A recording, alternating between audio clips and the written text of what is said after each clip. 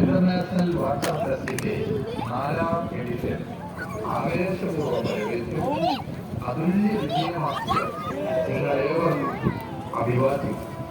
കരയിലും കടലിലും ആകാശത്തും പുതുമയാർന്ന വർണ്ണ കാഴ്ചകൾ സൃഷ്ടിച്ച ബേപ്പൂർ ഇന്റർനാഷണൽ വാട്ടർ ഫെസ്റ്റിന്റെ ഓരോ എഡിഷനും വ്യത്യസ്തമാകുന്നു.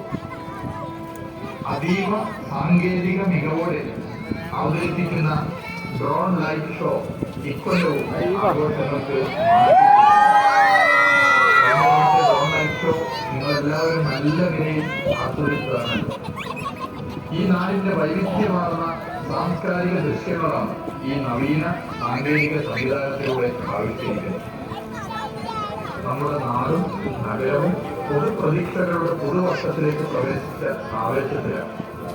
വ്യത്യസ്തമായ പ്രകാശക്കാഴ്ചകളുമായി ടൂറിസം വകുപ്പ് ഒരുക്കിയ ന്യൂ ഇയർ ഇലുമിനേഷൻ ഈ ആഘോഷവേളയ്ക്ക് കൂടുതൽ തിളക്കമില്ല. തിരുവനന്തപുരം, കൊച്ചി, കോഴിക്കോട് നഗരങ്ങളിൽ ദീപാലങ്കളുമായി മാറ്റിയത് ഏറെ സന്തോഷം നൽകിയ കാര്യമാണ്. ബേപ്പൂർ ഇന്റർനാഷണൽ വാട്ടർ ഫെസ്റ്റ് ഈ നാട്ടിലെ ജനങ്ങളെല്ലാവരും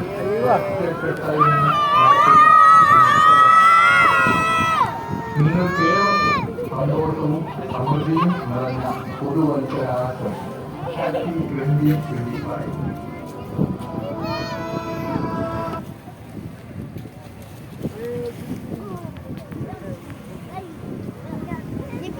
മണ്ണിലും കാറ്റിലും സ്നേഹത്തിന്റെ താളം പിടിക്കുന്ന നഗരമാണ് കോഴിക്കോട്. ഇന്ത്യയിലെ തന്നെ ഏറ്റവും പുരാതനമായ പ്രമുഖ നഗരങ്ങളിൽ പ്രാചീന കാലഘട്ടം തൊട്ട് ലോകമെങ്ങും സുഗന്ധവ്യഞ്ജനങ്ങളുടെ നഗരമെന്ന നിലയിൽ കോഴിക്കോട് പേര്. അറബികളും ഈജിപ്ഷ്യരും തുർക്കികളും ചൈനാക്കാരും ഉൾപ്പെടെയുള്ള വിദേശികളും വാണിജ്യാവശ്യങ്ങൾക്കായി ഒന്നിച്ചു തോന്നിനെത്തിയ നഗരം കോഴിക്കോടിന്റെ മഴ. മൃഗസ്വരതയിൽ നിന്നും രൂപം കൊണ്ട കോഴിക്കോട്ടുകാരുടെ അഭിമാനമാണ് ബേപ്പൂരിലെ ഉയർന്നത്. ബേപ്പൂരിൽ നിന്ന് ഒരു വിദേശ രാജ്യങ്ങളിൽ എത്താൻ തുടങ്ങിയത് ആയിരക്കണക്കിന് വർഷമെങ്കിലുമായിട്ടുണ്ടെന്ന് ചരിത്രകാരന്മാർ പറയുന്നു. സുഗന്ധവ്യഞ്ജനങ്ങൾ തേടി പല നൂറ്റാണ്ടുകളിലായി വിവിധ ദേശങ്ങളിൽ നിന്ന് നിരവധി ആളുകളാണ് കോഴിക്കോടിന്റെ മണ്ണിലേക്ക് വന്നത്. സിൽക്ക് റൂട്ടുമായി ബേപ്പൂരിലെ ഒരു നിർമ്മാണത്തിന് ബന്ധമുള്ളതായി സൂചനകൾ. 1490 വാസ്കോ ഡി ഗാമ കോഴിക്കോട് കപ്പലിറങ്ങിയതോടെ കേരളത്തിന്റെ വ്യാപാര ബന്ധങ്ങൾ യൂറോപ്പിലേക്ക് വളർന്നു. സഹസ്രാബ്ദങ്ങൾ നീളുന്ന ഈ വാണിജ്യ ചരിത്രത്തിൽ ബേപ്പൂരിന്റെ സംഭാവനകൾ ഏറെ വിലപ്പെട്ടതാണ്. ഇതേ ബേപ്പൂരിന് തൊട്ടടുത്ത് ചായത്ത് വെച്ചാണ് മലയാളികൾ പോർച്ചുഗീസുകാരെ ആദ്യമായി റെയിൽവേ സ്റ്റേഷൻ വന്നത് ചായത്ത്. ആയിരക്കണക്കിന് വർഷങ്ങൾക്ക് മുൻപ് പുരാതന സാംസ്കാരിക കേന്ദ്രമായ സുധീരിയിലേക്ക് കുടിക്കൽ യാത്ര പുറപ്പെട്ട അതേ ബേപ്പൂരിലാണ് ഇന്ന് ഇന്ത്യയിലെ ഏറ്റവും വലിയ ജലോത്സവങ്ങളിലൊന്നായ ബേപ്പൂർ അന്താരാഷ്ട്ര ജലോത്സവം ആരംഭിക്കുന്നത്. മലബാറിന്റെ കവാടമായ ബേപ്പൂരിന്റെ ബഹുമാനപ്പെട്ട ടൂറിസം വകുപ്പ് മന്ത്രി ശ്രീ ടി.എ. മുഹമ്മദ് റിയാസിന്റെ നേതൃത്വത്തിൽ ആരംഭിച്ച ബേപ്പൂർ ഇന്റർനാഷണൽ വാട്ടർ ഫെസ്റ്റ് ഇക്കൊല്ലം 4ാം എഡിഷനിലേക്ക് കടന്നു.